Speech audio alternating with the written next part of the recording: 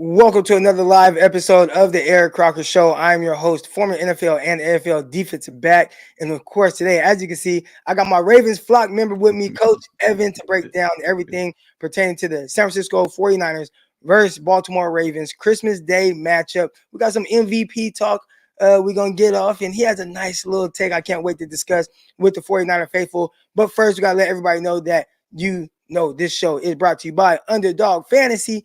And if you don't already have Underdog Fantasy, go to underdogfantasy.com or download the Underdog Fantasy app. Use promo code Crocky when they ask how you found out about them, and they will double your deposit up to $100. It's Thursday night football tonight, so we got Underdog Fantasy plays going up. We got NBA plays going up. Wimbiana, you know what I'm saying, his blocks, I'm taking the over on 2.5 blocks for him in this game. If you want to get in that action, go to Underdog Fantasy, download the app, use promo code Crocky. Let's go. Coach Evans. Yes. How you doing, man?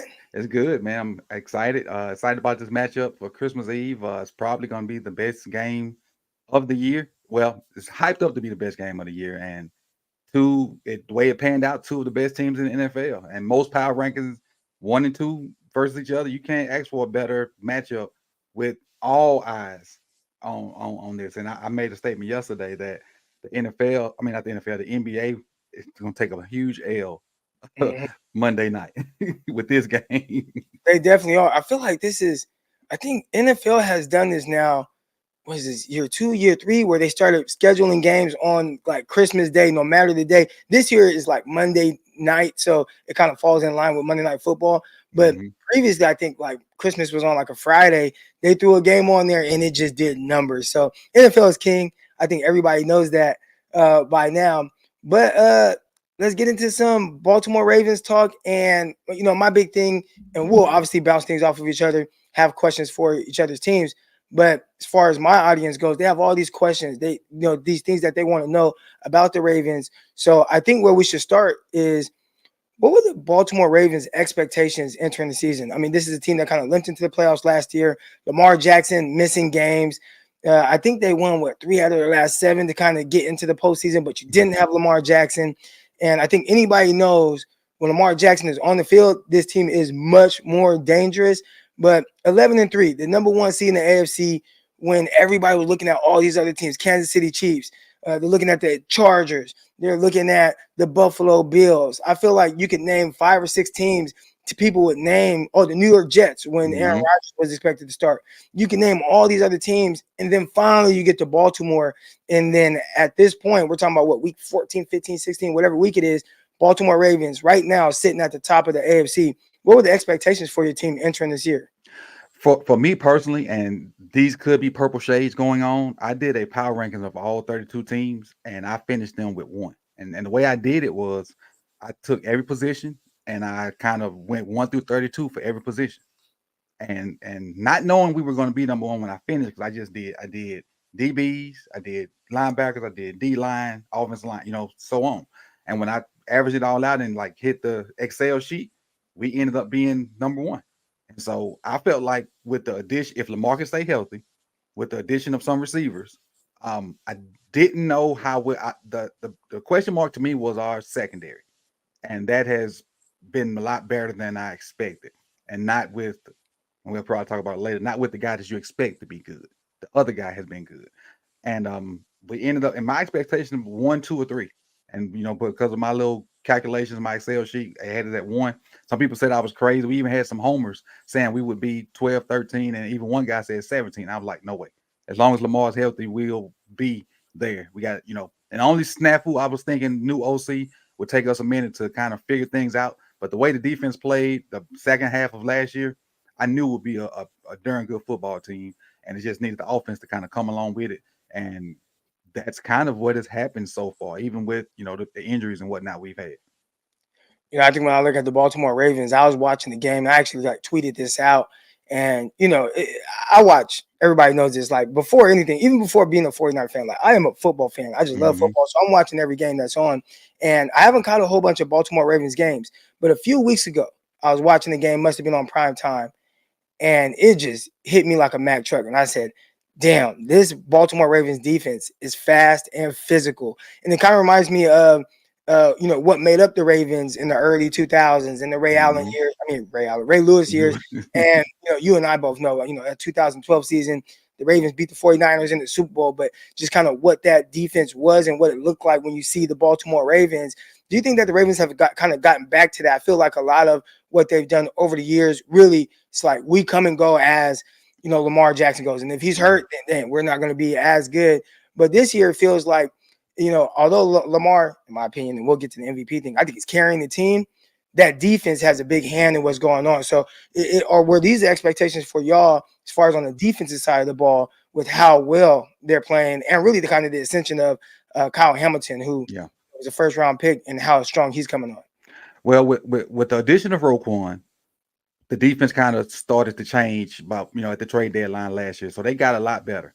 Mike McDonald last year was a rookie, so he got better every game with his calls. We had a debacle versus Miami early in the season last year, and from that game forward, you could tell Mike McDonald got more comfortable and more and even better at his job. Roquan came about the trade deadline, then we start getting start putting it together defensively. So coming into the season, I felt like our defense would carry our offense until the offense caught up. Now, what I didn't expect was for Kyle Hamilton to be as good as he is. I think I think he's I'm gonna say the best player on our defense, but he's the key to our defense because you put him in there and he can do so many different things at so many different levels that you can kind of keep the same personnel out there and defend whatever they do. Now, obviously, on every defense, you're gonna have spots where you're vulnerable, but you can run that nickel type defense out there. And if you got to slide Hamilton in the box, he can play a little weak side linebacker. He could cover a little slot guy. He could be a deep safety. And when he's not in there, it looks different. And we noticed that when he got hurt 2 weeks ago, it looked a little different when he wasn't in there. But also, Roquan is being the leader that he is, and he's not Ray Lewis, but he's trying to get in that mold where he's fiery. He makes sure guys know what they have to do, and he elevates the guys around him. Because there was a stretch, probably about 4 or 5 games, where him and Pat Queen didn't have a lot of tackles, but everybody else around them played well. The D line played well, the secondary played well, and they just were getting people in position to make plays. They were making sure the alignment was right, make sure your assignment was right, and then when the D line missed stuff, they cleaned it up. So the defense has been a huge factor in what we've done so far because the offense has been shaky. There's no other way to say it. The offense has been up and down, up and down, up and down. The defense has been very solid with the exception of 2 weeks ago versus the Rams. And then the offense just kind of picked up, the defense was like that day. But the defense has been solid for 13, 14 games. Yeah, defense playing at a high level, and I like that you talked about Kyle Hamilton and how well he's playing this year. I remember when he was drafting, I did a lot of draft coverage that year for the Locked On Network, and one thing that was floating around, he didn't run very well, right? He actually Mm-hmm. ran, I want to say 4.59 at the combine Somewhere slow, some on the back end. pro day, and ran like 4.7 or something like that. So people were like, what the hell? Like, you got a 6'4" longer, defensive back. I think it's around 220 pounds. When you watch the Florida State film, you see a guy who is super rangy and a playmaker, but then it's like, will that lack of speed end up biting them in the ass? And I think when you kind of fast forward to around the draft time, there were some people I did some shows with, some big shows on the network, and they're like, yeah, I think Kyle Hamilton, a little overrated. I think he should be a linebacker more than a guy in coverage. But then you watch him this year, Mm-hmm. and I think his length has really helped him. He looks more than athletic enough to be able to cover guys. You talked about covering little slot guys, him being able to do that. That's super impressive for a guy that is, 6'4". Do you think it's kind of being undersold, like kind of how good of a year he's having right now? You hear a lot of linebackers, Patrick Queen, Roquan Smith, how well they're doing. You don't hear a lot about Kyle Hamilton. So is this kind of like a potential like long-term Pro Bowl? Not the, I don't want to say the next great Baltimore Raven. You guys have some really good players there, but do you think he's kind of on that level with how he's playing, like of that kind of that next big puzzle piece for your defense for the long haul? Because of his versatility, I do think he's one of those next staples for Baltimore because he can do so much. And what gives him problems is those small, twitchy slot receivers, Yeah. what's the name I'm thinking of? Like if Tyreek was in the slot, or some of those other smaller guys that had that real quick in and out. Those guys give him problems. But the bigger slot receivers like the Boyd for Cincinnati, he can cover those guys. I don't really see a much of a weakness in his game because the way Mike's using him, he'll line up man up on a slot guy, and then he'll be blitzing. And before this year, he was one of our like I thought him and PQ would lead our team in sacks. I didn't expect to get the pressure that we're getting from the guys up front because last year him and PQ was our best blitzers. And so I expected him to be one of the team leaders in sacks. But as far as his versatility, he can do so much that I think he's going to be a Raven for life. And if he's not, some team's going to get a great player by the time he reaches his full form because he's still not in his full form. He's just a second year player. Well, if it makes you feel any better, I think everybody kind of has a tough time against Tyreek Hill in the slot. Virtually unguardable from there, virtually unguardable from anywhere. Yeah. But it also should make you feel better that the 49ers don't have a jitterbug slot type guy. They have Juwan Jennings. He's more of a big slot. You do have Ray McLeod, who really like, but he's kind of been banged up, hurt. He's not doing return duty right now. He's not out there. So sometimes they'll move some receivers around. You will see Brandon Ayuk there. Brandon Ayuk is a terrific route runner. He's a legit job of really creating space. He's not the twitchiest of guys, but he's definitely more than twitchy enough. So, I think that would be a good matchup to see how does, Kyle Hamilton do against Brandon Ayuk when he's lined up in the slot. The good thing is the 49ers, at least in my humble opinion, they don't do much to really free Ayuk up. Like Ayuk wins because he's just good. But a lot of these other guys, we talked about Tyreek Hill, you'll see him be on one side, motion into the slot. Then that makes a defensive back have to kind of play off. You're not able to press a guy that motions into a spot and isn't stationary. Brandon Ayuk, more times than not, is stationary and then runs his route from there. I think that actually helps a guy like Kyle Hamilton or anybody that's defending him. But even then, a lot of times, a lot of defensive backs, they've had a really tough time guarding Brandon Ayuk. What I like about Ayuk is he the fastest, but he gets in and out of his breaks so quick. So once he gets separation, he keeps it. Whether it be on corner, post, in, slants, or whatever. Once he gets the separation, he keeps it because he can stop and go, with the best of them. We got Tommy in the chat, and he says, did that DB really say he doesn't respect a single player on the Niners? He just dug his own grave. I wanted to make sure we talked about this. And I just actually watched like the full audio because I'm like, Marlon Humphrey, and then he said that DB, kind of disrespectful. Marlon Humphrey, like he's a great in the league. All right, but I'm like, Marlon Humphrey, I've seen enough from him, like in the media, to know like this dude's a jokester. Like he jokes around a lot.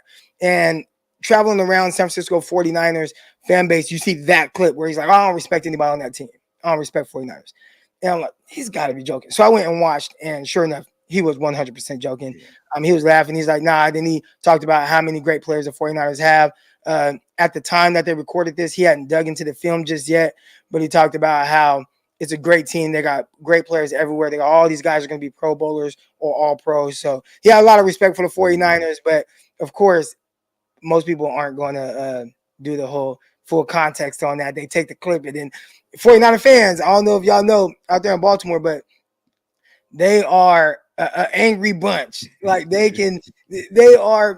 almost treat the 49ers as if it's their kids, right? Or like their family member. Like you say anything about family member, we are on your head. So that's the entire fan base. And shoot, they do it with me because I try to be as objective as possible doing the show. And it's like, Croc, how dare you say this? Yeah. How you do it? And it's like, whoa, chill, fam. Like, just let's look at both sides of this. So with Marlon Humphrey, he was 100% joking, but 49er fans are going to. And for the 49er fans that don't know, like as Baltimore Ravens fans, some of us, Marlon gets on some of our nerves with all the playing and laughter and whatnot. Because he's a 100% all the time jokester. The only time he may not be joking is right when the ball is snapped. But other than that, he got jokes for days. And like I was telling you before we came on, he borderline corny. Borderline. But he's our secondary, our technically leader in the secondary, and trust me, he knows what you guys have because the average fan knows what you guys have. And for him he couldn't be, if he was saying something like that, he'd have to be tested for drugs. Right. All right, here we go. Let's get to the next topic, man. We got, why should Lamar Jackson be NFL MVP? And I'll kind of just give my take real quick on why he's in the discussion. One, you got Brock Purdy, who's the heavy favorite right now to win the NFL MVP. I look Mhm. at the comments. There are a lot of 49er fans that act like they don't care. It's like, oh, we don't care about that. Just win the Super Bowl. But then it's like, well, why do y'all get so upset when they say that somebody else either competing with them or over? So a lot of people do care about this MVP conversation. Now, again, everybody would love to hoist a Lombardi over the MVP, but Lamar Jackson, I think what he's doing is really kind of special. Mhm. If you go kind of player for player, you ask just 49er fans, right? Would you rather have, you know, Debo Samuel or Zay Flowers? Most 49er fans would say, I'd rather have Debo Samuel. If Mhm. you ask most 49er fans, would you rather have Brandon Ayuk or Odell Beckham? They'll say they'd rather have Odell Beckham.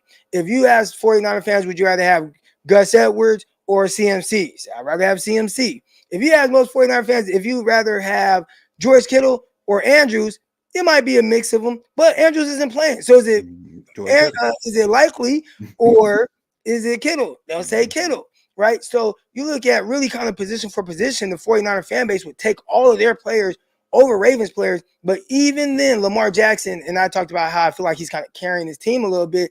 And you see the ups and downs. You talk about some of the inconsistencies with the offense, which I think is to be expected for a quarterback who really has to put everything on his shoulders. So when they talk about him being potential MVP, he's leading this team right now to an 11-3 record. Obviously, the defense plays well, but do you think that there's a case for that Lamar Jackson should be the MVP over Brock Purdy right now? All right. Now, MVP, most valuable player. My thing is, if you really go by the wording of that, and you think about the front runners, you think about um, Brock Purdy, you think about Dak was in it and maybe still be in it. You think about Lamar, and you think about Tyreek. And the way I do it is, would any of those teams have the remote success that they have without if you remove that person from it? And I'm just speaking on this year.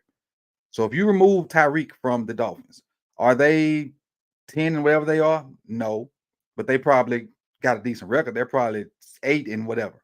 If you take Dak out of that because of the Dallas's defense, they're probably sitting at 8 and something, probably not at the 10 win, but they're probably 7 or 8 wins. If you move Purdy out of your guys' situation, are you sitting in that situation? I don't know because I don't know what's behind Purdy, as far as a backup or whatnot. But I do know what's around him to help whoever the backup is. Now, if you take Lamar out of our situation, we might have five wins, maybe. Because we've seen what our offense looks like with Tyler Huntley for 2 straight years. So we know that if you pull him out of our offense, damn near go to shit. So if you pull just MVP, like the actual meaning, I think that's why Lamar is because he's doing way more with way less. And yes, the wide receiver room is better. Yes, the play calling is better. But I'll take, and I know you mentioned OBJ over Ayuk, but I'd still take all those guys you named over the guys we got, with the exception of quarterback. All of them. Any day of the week.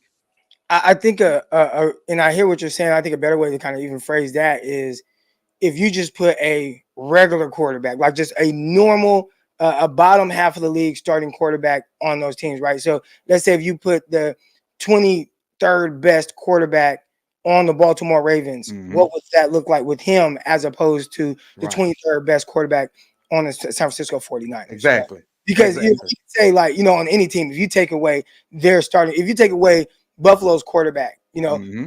with Josh Allen, like, what does the team look like then? And you say, probably bad. And I'd say we say that about most teams. But if you just put a competent quarterback, on Baltimore Ravens, or a So quarterback that, I did that with it. I used Snoop Huntley. I used our backup. So I said if you took Snoop Huntley and put him in San Francisco, they probably wouldn't be 10 or 11 wins, whatever the number is, but they'd be okay. They'd be okay. If you took him and put him in Dallas, they'd be okay. If you took him and put him in Miami, they'd be okay. But him in Baltimore, we've seen it. They ain't okay. yeah, So yeah. You saw that last year losing and losing 3 out of 4, 7 games, or excuse me, mhm. losing 4 out of 7 games. It's kind of creeping into the playoffs, but then kind of losing there, which is crazy because Huntley. I remember watching him in the preseason last year. And he was completing like 90% of his passes. Yep. I'm like, damn, this is maybe I got the best backup in the league. And then it's like, then when you got to really play, that's when you find out if a guy has the stuff to be either like kind of a starter in the league, or is like, nah, this guy needs to stay on the bench and we need Lamar to And stay he healthy? made the Pro Bowl. Did he? Yes, he was a Pro Bowl quarter. Snoop made the Pro Bowl last year. Wow, that's crazy. That's crazy. All right, so you made your case for Lamar Jackson, but you did have kind of a take on the 49ers and their quarterback Mhm. situation with Brock Purdy. I did. I do a Q&A question session on my channel, and somebody asked me like, what did I think about Brock or whatnot? And I'm paraphrasing, so I don't remember exactly, but I basically said that he's the driver of a self-driving Tesla. As long as he don't mess it up, they're gonna be good.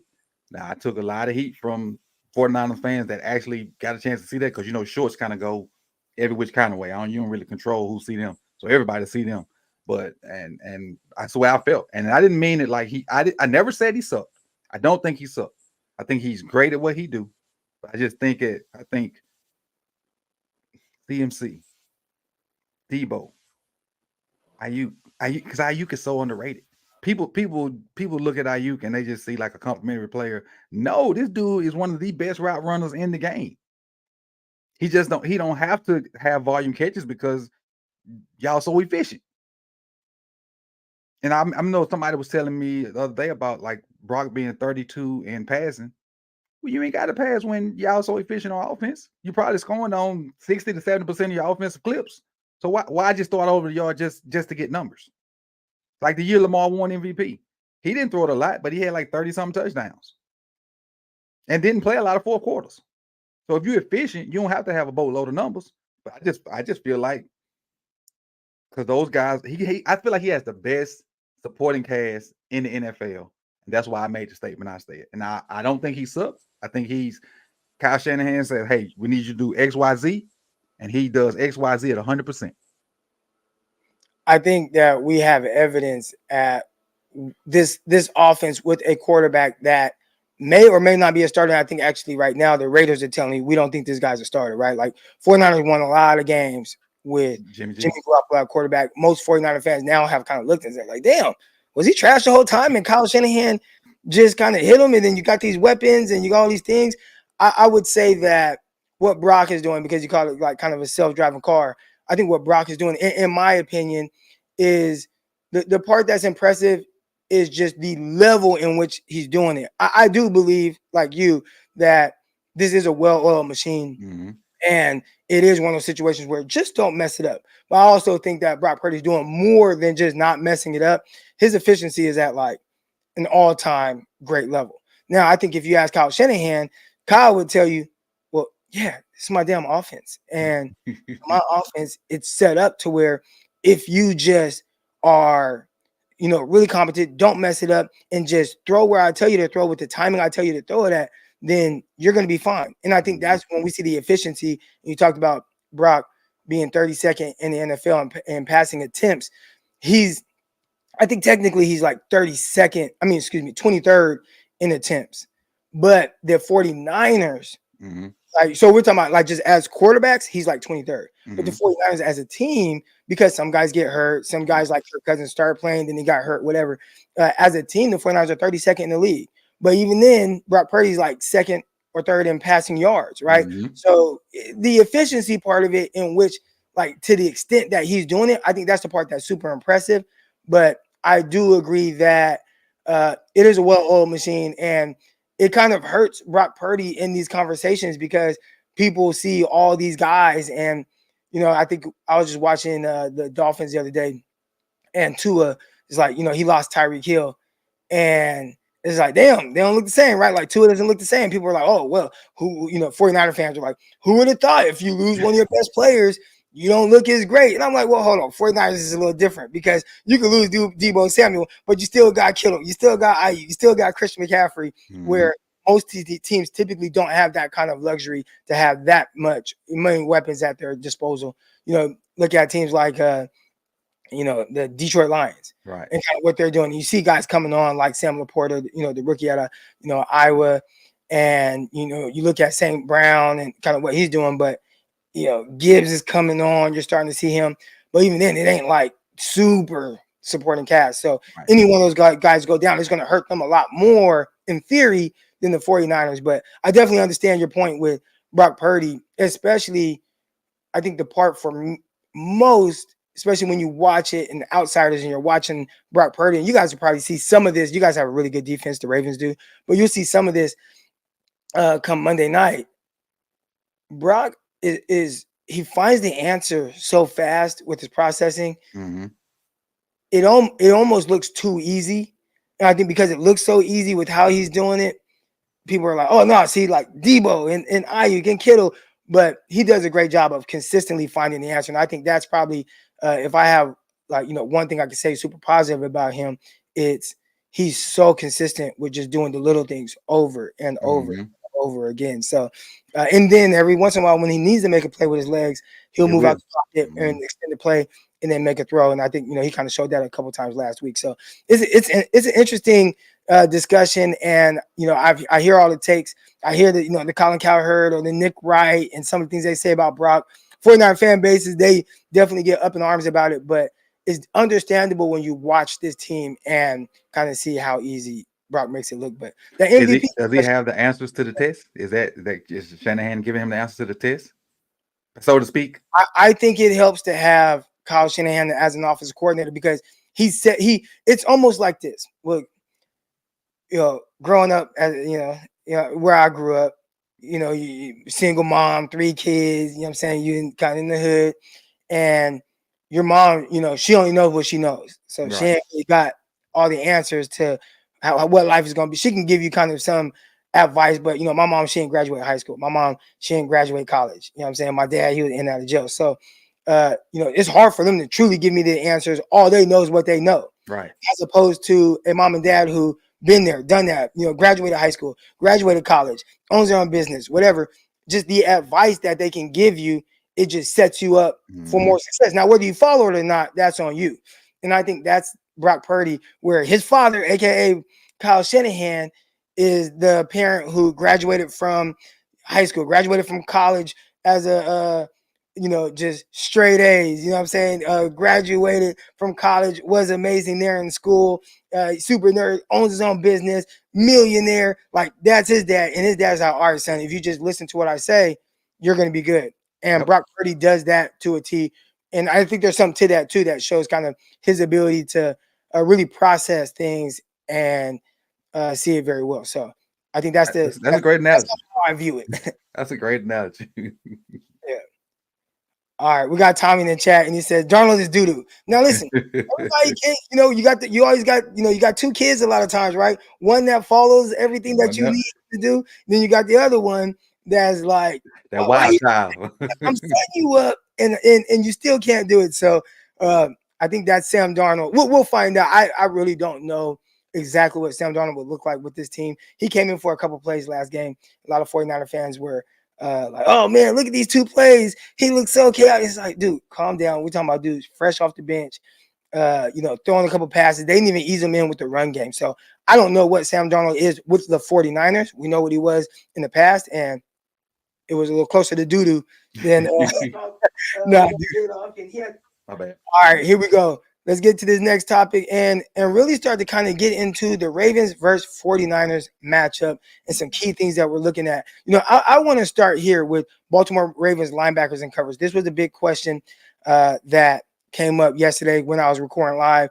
You had some my girl, Coach Desi, she kind of compared the two linebacker corps. She was like, Mm-hmm. Crop, you know, who's the better linebacker group? Is it Fred Warner and Greenlaw, or is it Roquan Smith and Patrick Queen? And she threw out some numbers and how well you guys are playing. I saw some people in the comments that are like, well, Croc, the Ravens defense has played more plays on defense than the 49ers. That's why they got more tackles, etc. But what are you seeing first, just with how they're playing? And then I would like to kind of double back on that and ask, like, what are they like in coverage? Because that's what Kyle Shanahan likes to target most. And I was in your stream when she rattled those numbers off, and they were kind of taken aback by them too. But when you look at linebacker play for both squads, it can't be measured in numbers. And I realized that this year, with both squads, they do so much with getting people lined up and making sure the calls are right, that what they don't have to make all the tackles.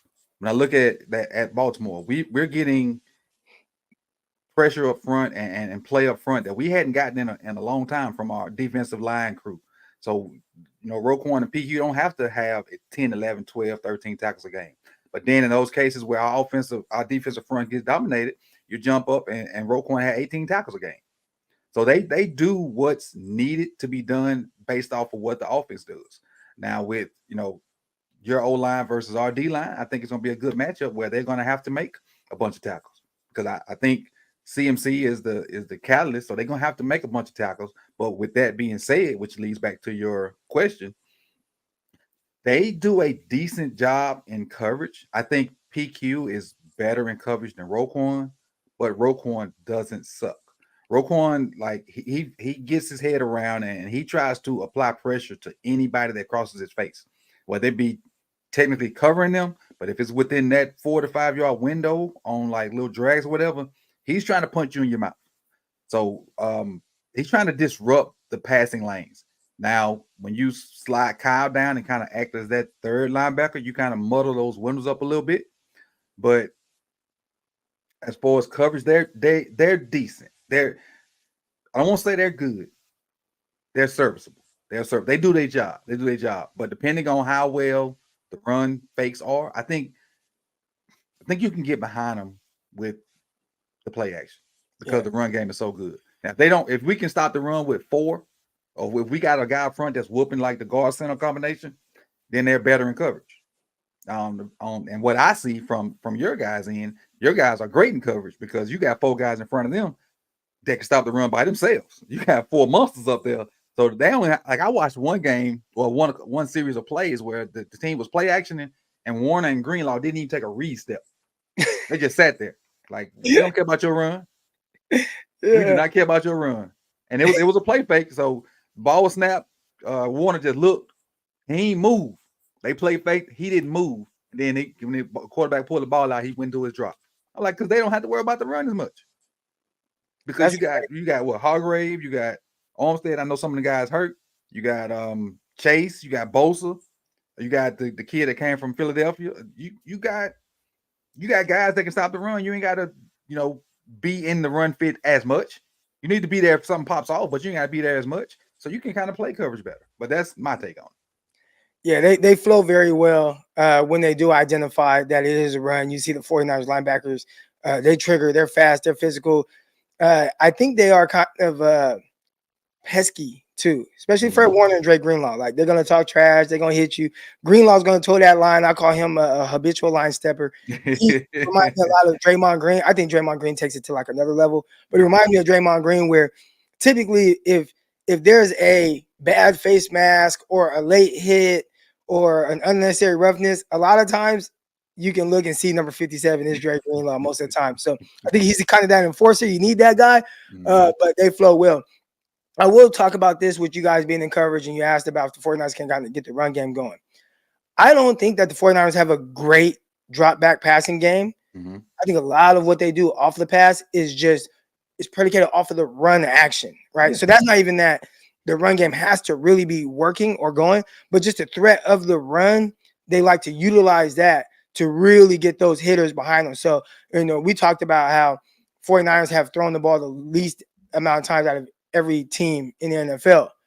Well, and still, second or third in passing yards. I think a big part of that is, man, they will show those play fakes. It'll look exactly like what you thought you saw the play before. And then next you know, quarterback's pulling and he has a deep crosser and it's Ayuk and it's Debo Samuel and they'll catch the ball and they get run. First of all, the throw will be between that 10 to 20 yard range. So it could be like 15 yards in the air. And then once they catch it, because of the window, a lot of times it's so massive, because the linebackers maybe steps up and opens up that window, they hit it with timing and rhythm. You see a lot of big yards after catch from that standpoint.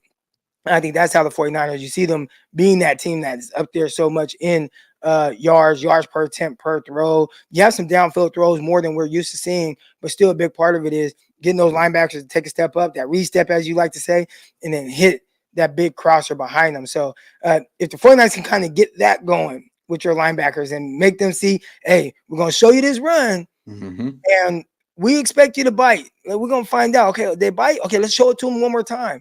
All right, yep, they bite again. Okay, now we're gonna show it to you, and this time we're gonna pull it and we're gonna hit the linebackers behind them. So, Mm-hmm. or hit behind the linebackers. That's what Kyle Shanahan truly, truly, truly wants to do. But let's get more into this matchup and talk about some of the big bodies you guys have up front. You guys' defensive line, really, and I put in my notes. I said they have a reputation for having big bodies up front. Like that's how I know Baltimore, just big bodies on the offensive line, on the defensive line.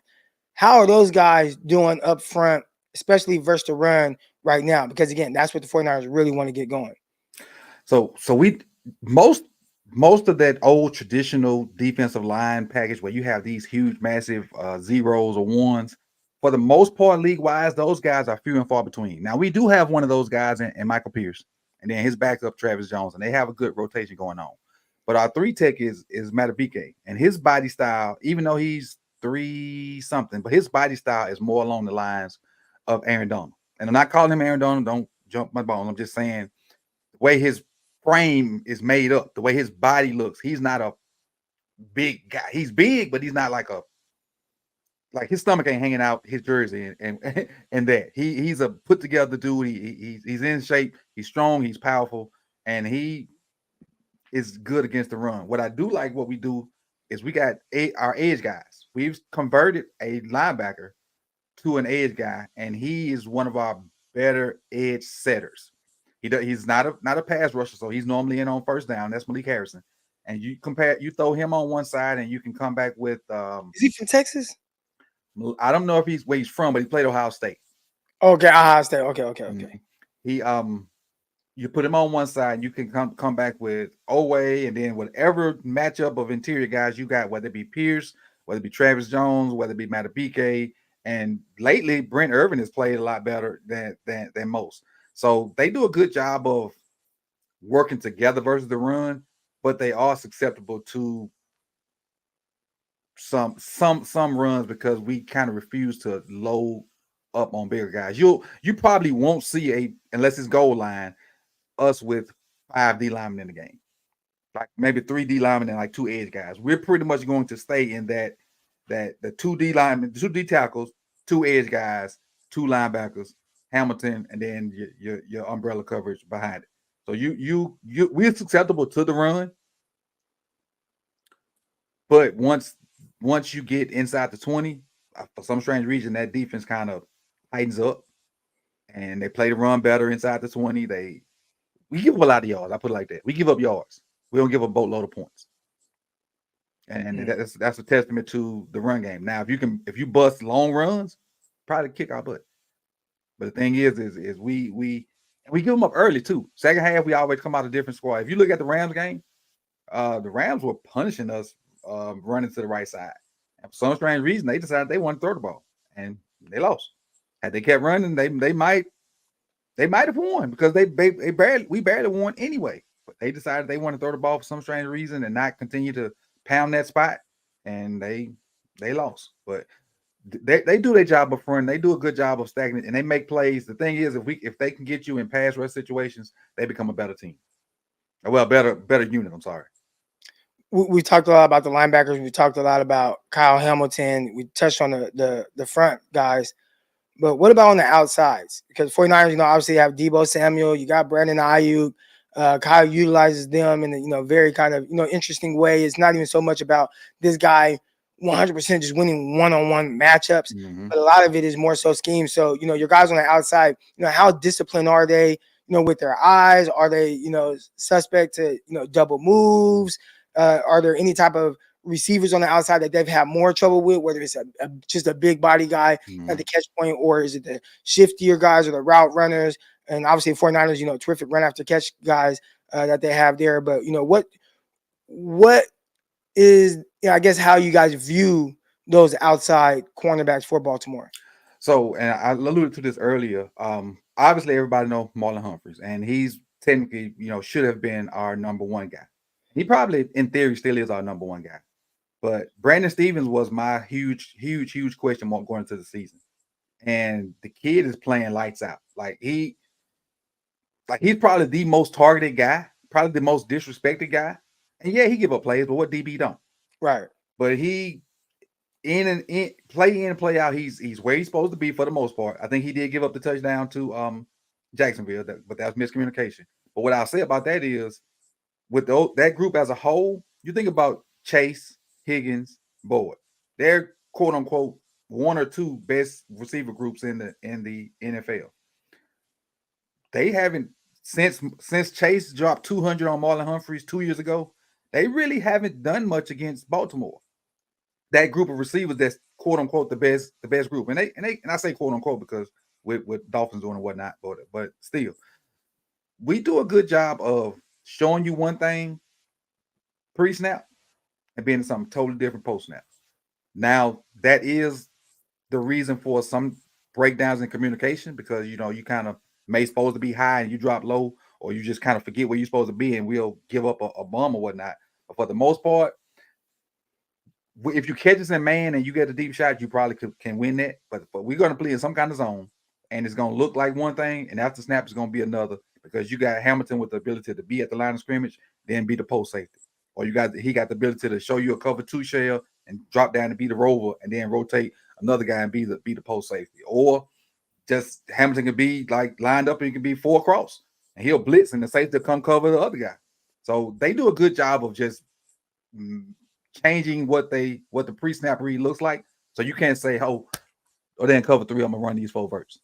Yeah. Because it may look like that, and you have four verts called, and it'd be man, or it'd be cover two, or it'd be something like that. They do a good job of changing their coverages after the snap, which confuses a lot of quarterbacks, but I think it more so confuses the receivers that have those post-snap adjustments.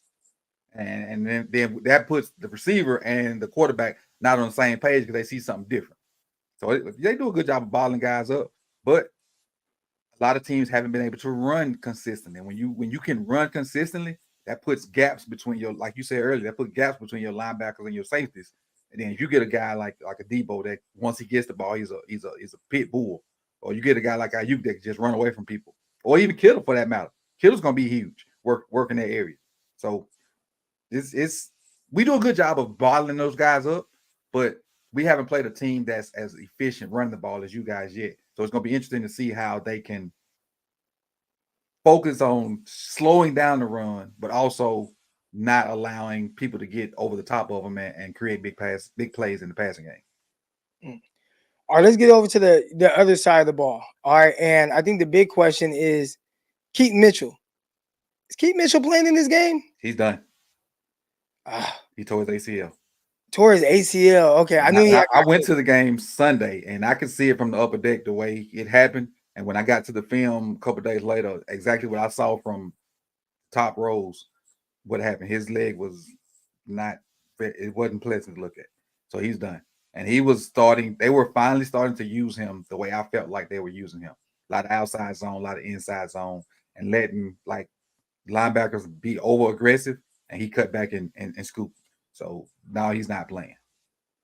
So without Keaton Mitchell, you still have Gus Edwards, and obviously you have the rushing threat of Lamar Jackson. But how do you see the offense of Baltimore matching up with the defense of the 49ers? Like, is there an area where you're like, you know what, we want to come out, and I think the Ravens will try to attack this area, whether it's a cornerback in Travarius Ward or Diamo Delanour. Maybe it's a safety. I know you guys got Zay Flowers. Or do you think, no, they're going to try to, we're not going to get outside of our identity. We'll try to ground and pound, do some read option or zone read type stuff. How do you see the Baltimore Ravens trying to attack the defense of the 49ers? But that's you used the word that I was going to bring up, identity. We and me and a bunch of the fans, we don't really have an identity because we don't consistently do something. There's no one thing that we can hang our head on and say, hey, it's 3rd and 2. We know we're going to get this kind of play. Let's run it. Or it's 3rd and 7. We need this certain pass. We don't have like quote unquote identity, and which I talked about yesterday. It's twofold. So now the opposing team can't lock in on this certain type of play and say we got to stop this and we'll be okay. But then you don't have nothing that you can go to and say, when I got to have it, I'm gonna call this. So, but as far as what we attack, I mean, the D line's good, the linebackers are good. So obviously the secondary is I'm gonna say the bad part, but not as good part of the team, especially losing a Funga. Is that how I pronounce it? Yeah, Funga, yeah. Funga. Um, I think what they're gonna do is try to work. Make you defend the run. I don't think we're gonna be successful running it, but have pass plays, and our guy just gonna have to be Superman because those plays, those off kilter, off script scramble plays, like Lamar's got a bunch of rushing yards, but they are not the same rushing yards that he's had in the past. In the past, there've been a lot of QB counters, there've been a lot of zone reads, there've been a lot of power reads, there've been a lot of quarterback design runs. Now he's still getting 70, 80 yards rushing, but it's because he's dropped back and he ain't like what he see. He didn't like the read or whatnot, and then he's taking off. So I like those runs a lot more than those design runs because they put him on the edge where he can kind of get down and maybe get out of bounds. Whereas all those design runs were having him up the middle with the linebackers, and you see he didn't finish the past 2 seasons. So Right. what would they attack? I think it's gonna be a long fill out process. I think Todd's gonna have this script where he try to see what you do in different formations, and then second or third drive, his real plan comes out. Uh, Again, and I probably even answered the question, but I don't see very many flaws on that defense, especially when you guys can get so much pressure with four, damn near with two, with Jason and Bosa. So it's gonna be interesting to see, but Lamar's gonna have to he's gonna have to be really locked in. He's gonna have to be really locked in. Yeah, you talked about the 49ers losing Hufunga at safety. They've inserted our third round pick, Jair Brown. He has multiple interceptions now. He's been doing well, filling in. And when you watch the all 22 on him, you see there've been a couple, I don't even want to call it coverage bust, but he's had a couple plays where he was overly aggressive coming down in coverage and somebody just blow right by him and the quarterback just not take advantage of it and just don't throw it at him. So the Mm-hmm. times that they have thrown it in his direction, maybe he was a single high, and he's done a terrific job of being that safety who can cover a lot of space and run sideline to sideline, get interceptions. So that's been cool to see him kind of over the last 4 or 5 games or so since he's had to start playing in place of Hufunga. As far as everyone else, man, it is interesting because I think the 49ers, you talk about identity, we're going to use that word again. The identity of this team since Kyle Shanahan has come in 2017 has been we're going to build this defense up. We're going to build along the front, and then we'll play some coverage on the back end. But you do have Nick Bosa. You do have Hargraves and Armstead, who we hope are playing. Both those guys missed last game, and the Arizona Cardinals ran for 284 yards on the 49ers. It kind of got overshadowed by the fact 49ers just kind of blew them out. It was Mm-hmm. 45-29, but 284 rushing yards given up. Some of it's the quarterback. Some of it was their running backs just running right up the middle Mm-hmm. and having some, gaping, gashing runs against the 49ers. Can't let that happen. So you're definitely going to need the two big dogs, Hargraves and Armstead there in the middle. But But tell him it's Christmas, so stay at home. right, like, hey, Armstead, stay home with your family. You got your young kid there. You stay home. But it will be interesting to see how the 49ers just really try to make Lamar Jackson of Baltimore one-dimensional. I think Mm-hmm. that's what the 49ers try to do to most teams. Like, can we take you out of what you like to do? Or can we Mm-hmm. force you into this so then we know these things are coming? I think the one way that Baltimore can be super dangerous really throughout this game is if they keep the 49ers on their heels. Mm-hmm. And if you go back to games like especially the Cincinnati Bengals, I mean, that was probably the most unbalanced the 49ers defense played all year, where they Mm-hmm. just were on their heels, had no idea what's coming. You got Mixon, he's running well. Burrow at one point completed 20 straight passes. I mean, it was just 49ers had zero answers, but they were so off balance. And for a Baltimore Ravens team, we'll see if they're able to do that. I don't know if Lamar is the same pure passer as Mm-hmm. Joe Burrow, but we do know he's dynamic in his own right. And as we talked about, being in an MVP consideration as he should be. So, how do they work to keep the 49ers defense unbalanced on their heels? That's probably going to be the biggest key for them. I think it might be a little bit more difficult without the speed, Mm-hmm. uh, Keaton Mitchell. And I I think just that's when I watch 49ers kind of get hurt, is more that than a power back like Gus Edwards, or if a quarterback has to run and kind of, you know, be everything for Baltimore, that's going to be tough too. So I think that's going to be part of the one thing I'm really looking for. Do you have a key to victory for Baltimore? Like that one thing that you feel like, you know what, if Baltimore does this, they should have a really good chance of winning this game. Stay ahead of the sticks. Yeah. Stay ahead of the sticks. Control the clock. Those two things go hand in hand. You win a time of possession. Stay ahead of the sticks. You should be good. Don't let Chase and Bosa be in just straight pass rush mode because we do not. I repeat, do not. We don't not. I know it's a double negative. Have the tackles to constantly defend Chase and Bosa and when they're in pass rush mode. So the game has to stay close. We got to stay in front of the sticks because if they get in pass rush mode or we get in third and long, our tackles they ain't gonna hold up constantly facing that pressure. Gotcha. In the chat, we got a Q Dog in here. He says, "Get a lead on the Niners and see how they react. They're the ultimate front runners. See if they can come back." And I would say, can you have a lead late in the game? Because we've seen the 49ers come back from, not having the lead early on. We saw it against the Philadelphia Eagles. Mm-hmm. They had two really good drives to start the game. 49ers, I think, maybe had 6 yards in the first half. First You were quarter. losing to the Seahawks too, right? Yeah, so and close game, losing at some point. So we've seen the 49ers in the first half be trailing and then come back. Saw it with 49ers early in the season against the Rams, where it's like you're down 10-17, then I think they got to score right before halftime. But when the 49ers have been down late, that's when they've gotten a little tight, Mm-hmm. So for Baltimore, it's can you hang around, and maybe take a late lead and make the 49ers feel a little bit more uncomfortable, make them play a little bit more tight. And I think that would be when we talk about 49ers being ultimate front runners. I think they are. I think that's a great example of what they are because once they get on you, they are on you. pour it on and pour it on and pour it on. Yep. Games where, again, late in the game, it's like, okay, you didn't pour it on this team. It's really close. It's really tight. They kind of struggled in that scenario. And when you look at the 3 straight losses the 49ers had against the Cleveland Browns with their third string quarterback playing, PJ Walker. When you look at the Minnesota Vikings game with, Kirk Cousins without, he didn't even have Justin Jefferson. You look at the Cincinnati Bengal game, you can maybe say, well, 49ers, they didn't have Debo. They didn't have Trent Williams. And I'm pretty sure that has something to do with it.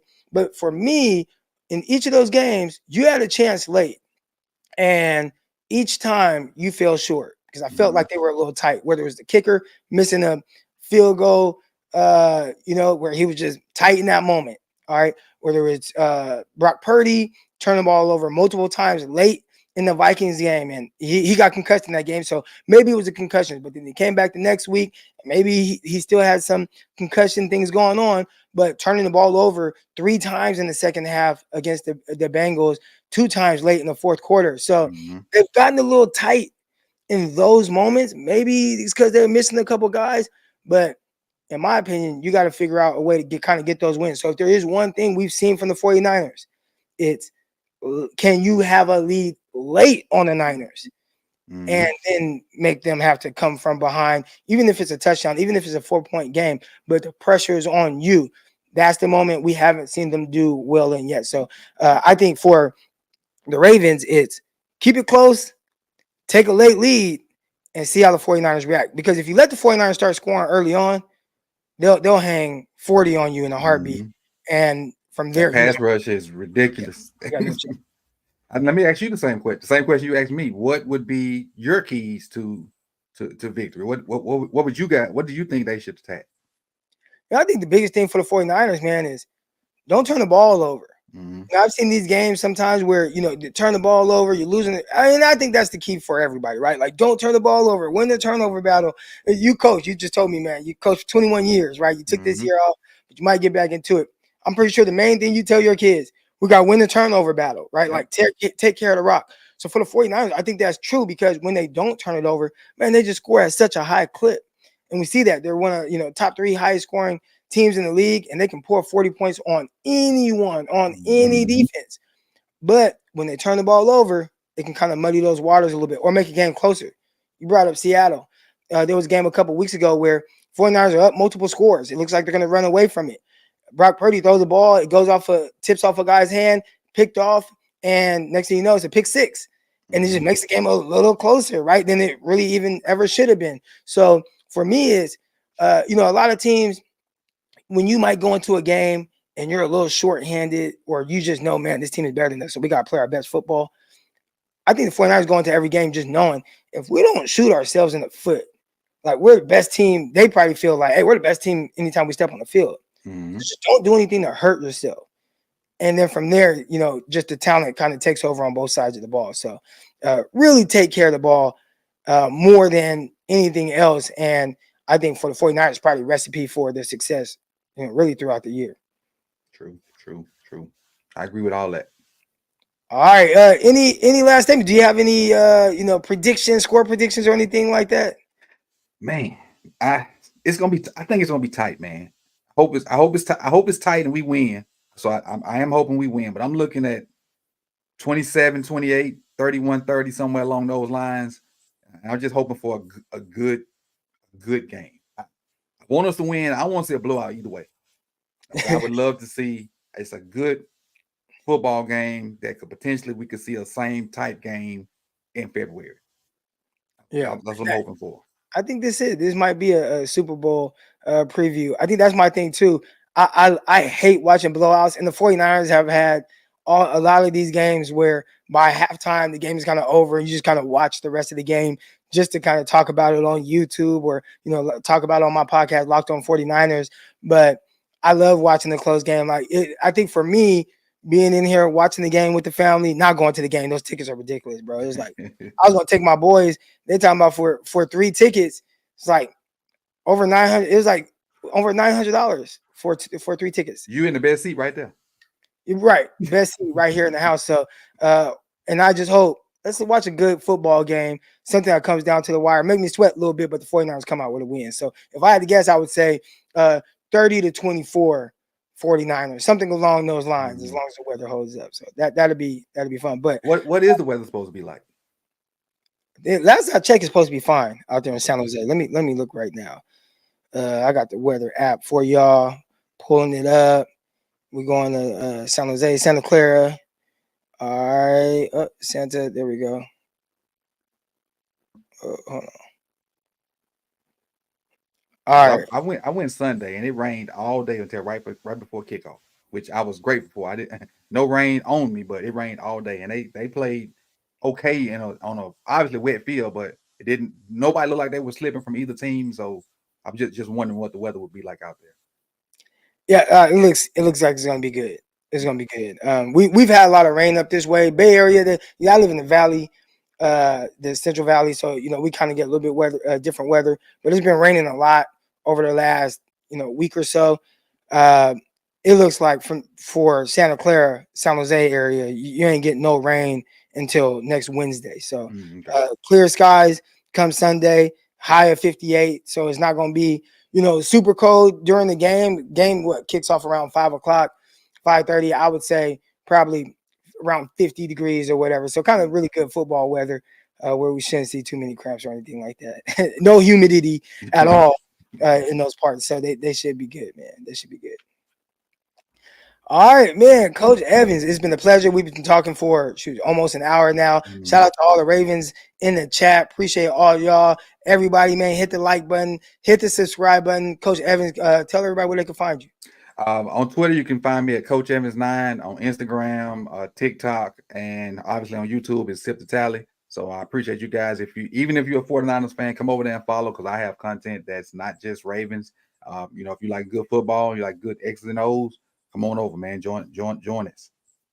All right, sounds good. But 49 faithful, I'll see y'all Tuesday after the game. Till then, I'm out. Peace.